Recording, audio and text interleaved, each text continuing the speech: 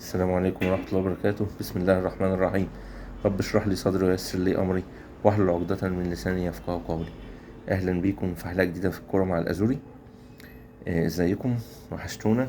غبنا فترة كده، يعني ما كانش فيها أحداث كروية كتيرة إلا يعني لما ابتدى كأس العالم للأندية ده.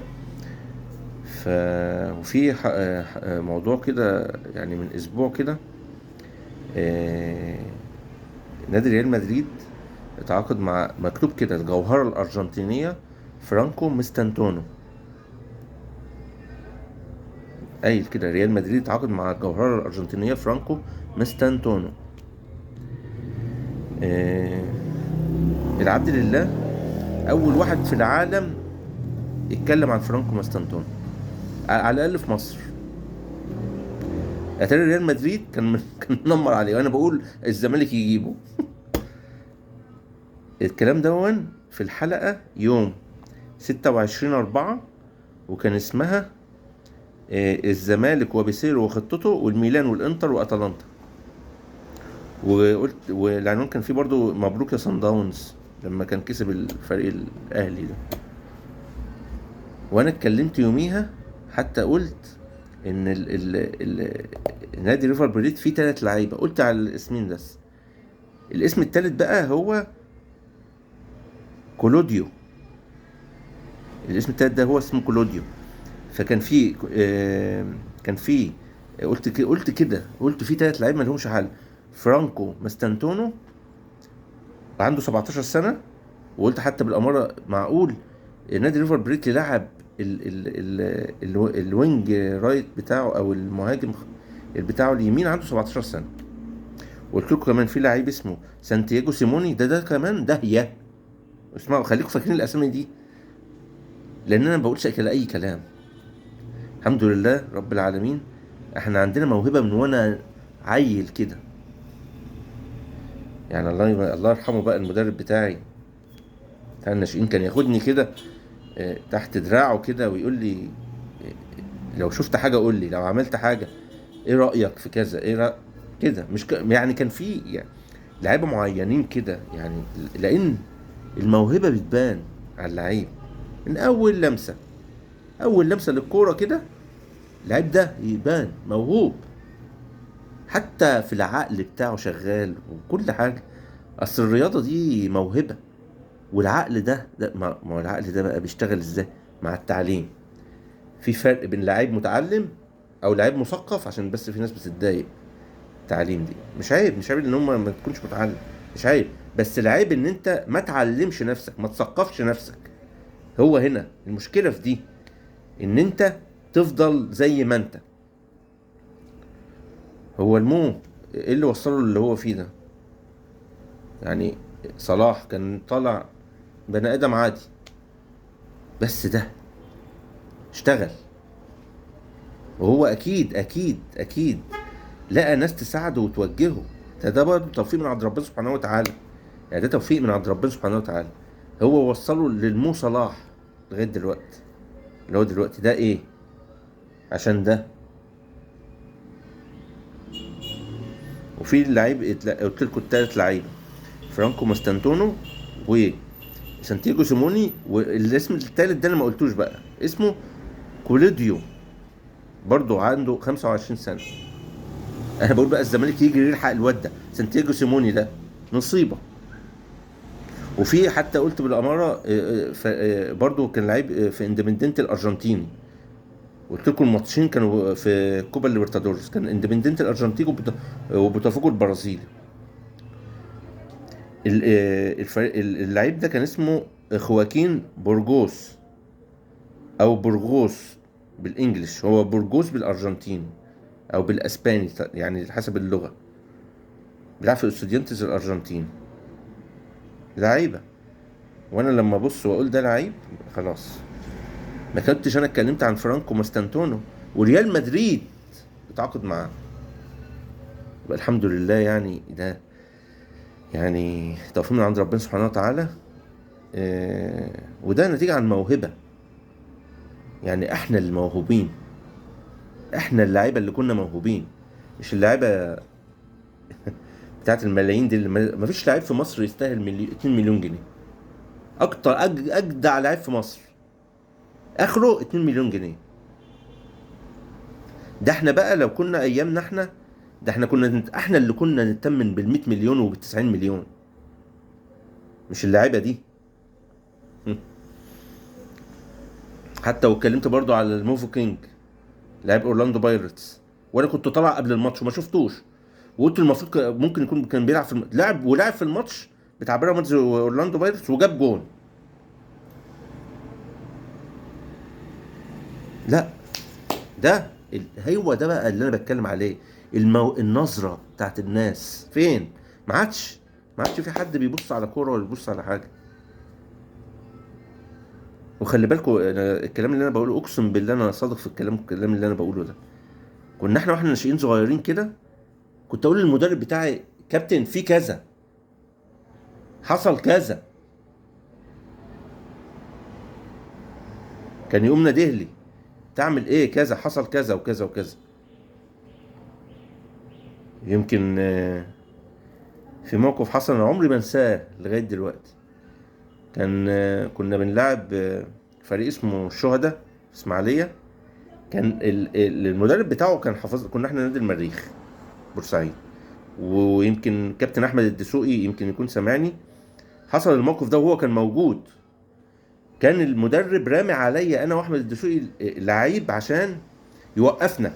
هو كان كابتن احمد الدسوقي اصلا كان بيلعب هاف ليفت، والماتش ده لاعب مساك. هو كان المدرب التاني فاكر ان هو ده حركه منه، فقام لامي اللعيب عليا عشان انا ما اعرفش اطلع. وكان بيني وبين احمد الدسوقي، ما كناش عارفين نعمل ايه. هو يمسكه، كان احمد الدسوقي بيلعب مساك، كابتن احمد كان بيلعب مساك. قام بقول له كابتن سيد، الله يرحمه كابتن سيد حامد، اقول له اطلع ازاي مش عارف اتحرك. قام رامي كابتن احمد الدسوقي سايب اللعيب بتاعه، وقام خلى المساك التاني جاب الباك، وقام ماسك المساك التاني ده، قام ماسك اللعيب، وقام مطلع كابتن احمد الدسوقي مسك اللعيب اللي كان بيلعب عليا، وانا اتطلقت بقى طلعت قدام. هو كان متطرف بس احنا كان عندنا ايه 14 سنه، 14 سنه يا جماعه. يعني لما انا اتكلم مع الكابتن بتاعي وانا عندي 14 سنه حاجه بالعقل كده، يبقى دي ايه شغاله. ويومها الحمد لله كسبنا 3-0 عشان المدرب بيسمع للاعيب بتاعه برضه، ماشي ده عيل صغير ولا ده ناشئ ولا لا. ف بقول لكم كده ليه؟ لان البني ادم الموهوب بيبان من وهو صغير، بيبان. اللعيب عايز يعمل، اللعيب بيبان من وهو صغير خالص. ف برضه الفيديو ده سبحان الله كنت بتكلم عن خطه 3-4-2-1. الخطه دي اللي 3/4 الفرق دلوقتي في كاس العالم للانديه بتلعب بيها. اخباركم ايه يا بتوع بيدافع بيلعب ب3 ورا؟ اخباركم ايه؟ بيدافع بيسيرو، ده بيدافع. اكبر غلطه نادي الزمالك عملها ان هو ماشي بيسيرو، لان الخطه دي هي الخطه بتاعت دلوقتي. هي هم ما فيش، هم خطتين اللي كانوا الفرق العالميه بتلعب بيها. مش طبعا مش هبص على الفرقه السكارتا التانية. 3-4-2-1 بالميراس لعب بيها في ماتش بورتو وفي ماتش الاهلي، ماشي. وبورتو لعب بيها في ماتش بتاع مع بالميراس، وفي الماتش بتاع انتر ميامي، ماشي. اخبار البهوات اللي بيحللوا ايه؟ اخبار البهوات اللي طالعين اللي احترف في نادي مش عارف كفر بطشت في اليونان، كفر عسكر في تركيا. الناس دي بتتكلم ازاي وبتحلل ازاي؟ اللي طلع يقول الدكتور ده يقول لك الاهلي كان ماسك الكوره الشوط الاول في ماتش بتاع بالميراس. خلي بالكم انا ما بتفرج، يعني انا ما اتفرجتش خالص، بس انا لقيت بحاول كده عايز اشوف النتيجه، لقيت الماتش اتعطل عشان احوال جويه او كده او ظروف جويه.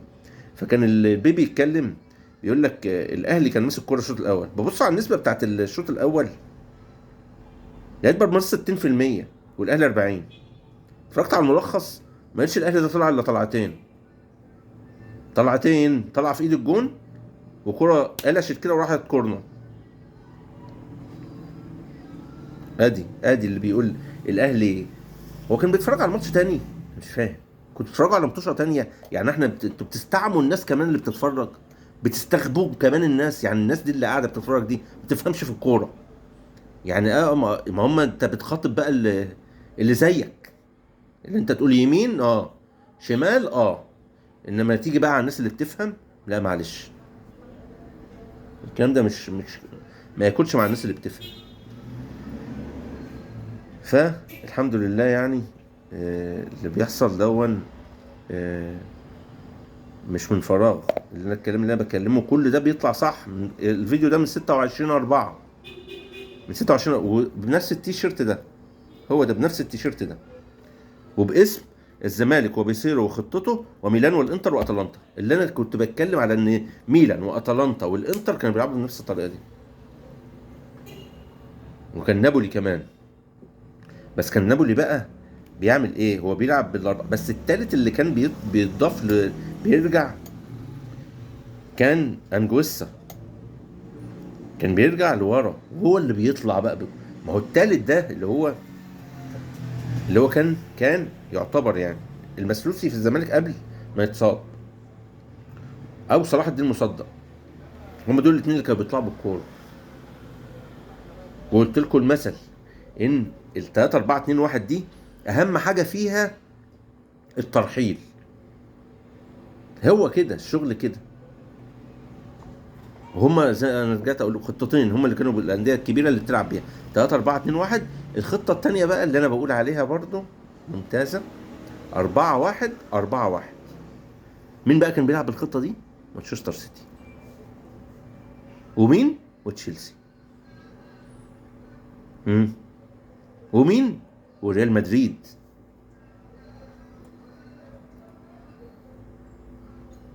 ماشي. ف الحمد لله يعني كل الكلام اللي احنا بنقوله مظبوط و100%.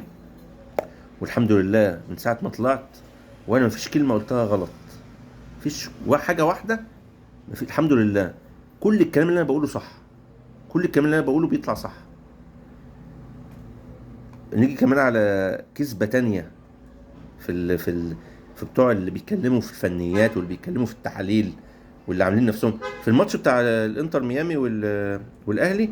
قال لك اصل زيزو ليه جرعة معينة يلعب فيها. يا ولد يا ولد، يا سلام على الابداع. طب ما زيزو يا حبيبي لعب ال90 دقيقة اهو في ماتش بالميراس. فين بقى الجرعة دي خفت في ال3 ايام الفرق. عملت له بقى انت، خليته اديله حقنة لهيطة انت في ال3 ايام دول. ارحمونا بقى. ناس يقول لك اصل احنا محترفين، احنا كنا محترفين. والله العظيم. يلا اصلها ارزاق العالم دي اللي بتتكلم دي ارزاق. ماشي. نتكلم بقى عن الزمالك واخباره. انا مش عارف في حاجات كده بتبقى متضاربه لنادي الزمالك. فاهم حاجه لنادي الزمالك دلوقتي ان هو يتعاقد مع مدير فني اجنبي على في اسرع وقت. والنادي المصري برضه، النادي المصري متاخر قوي، متاخرين الفرقتين دول متاخرين، الزمالك والمصري في التعاقد مع المدربين الاجانب. ليه؟ مش عارف. فضروري جدا يحدد، لان المدرب هو اللي انت هتبني عليه اللعيبه اللي انت هتلعب بيها. مانشستر سيتي اتعاقد مع نجم الميلان ترانديز، اللي ده خلاه زي ما انا قلت لكم بقى، زي ما عادش فيه لعيب وسط مدافع. ده خلاص. اما بقول لك اللي بيلعب 4-1 كان بقى اللعيب ده كان هو الواحد اللي هو خط الوسط. بقى ايه بقى بيطلع بيهجم معاهم. بقى الاربعه ده كان اللاعب الوسط ده هو الايه يعني، مع الهجوم الشرس بقى الاربعه دول اللي هم اللي واقفين. هيطلع مثلا باك وباك. شوف انت بقيت بتهجم بكام لعيب. بقى مثلا بستة، اللي هو الأربعة، واحد وأربعة دي خمسة، والواحد اللي قدام الفرد الأخراني ستة. وكمان خد بالك ساعات ده اللي قدام دون بيبقى فرود وهمي، مبيبقاش فرود كمان. تيجاني ده اللي هو تعاقده مع من الميلان، لعيب هولندي، هو ولد دفعوا فيه 55 مليون يورو. هو ده بقى اللاعب الخط الوسط اللي انا بقول لكم عليه، ما عادش فيه في الكوره خلاص وسط مدافع. الزمالك ده اللي راح يتعاقد مع طارق حامد ده، مش عارف جايبه ليه. عندنا جهاد، وعندنا شلب، وعندنا شحاته، محمد شحاته، وعندنا كذا واحد في خط النص. مش عايزين احنا ان حد عايز تجيبه بقى تكرمه يقعد بقى احتياطي للعالم دي، هو ودونجا يقعدوا احتياطي. فلازم اهم حاجه دلوقتي تعرف انت هتعمل ايه، الاستراتيجيه بتاعتك، الخطط، كل ده هيتبنى مع اللعيبه اللي انت هتجيبها. فلازم كل فرقه، سواء النادي المصري سواء نادي الزمالك، يتعاقدوا بسرعه مع المدير الفني الجديد، عشان نشوف ما انت بتساله احسن خطه انت بتفهم فيها ايه، او احسن خطه انت بتعرف يعني تشتغلها ايه. طبعا الخطه 100 مره انا قلت له، يعني بتكلم في الموضوع ده، ليها كذا استراتيجيه. اي خطه في العالم ليها كذا استراتيجيه، ولها كذا نسب دفاعيه وهجوميه حسب المدرب، الكوتش. ما في فرق بين الكوتش، المدير الفني، والمدرب العادي كده. دي هو ده اللي شغال. فدي حاجة مهمة جدا، ان انت المدرب لازم تتعاقد مع مدرب كويس، يعرف يشتغل، يعرف يفكر. وانا لو بايدي ارجع بسيره تاني، بس خلاص بقى، بس خلاص. دي حاجة كده سريعة كنت عايز اتكلم فيها. شكرا ليكم. ما تنسوش الكرة مع الازوري هتكون جميلة وبيوري. السلام عليكم.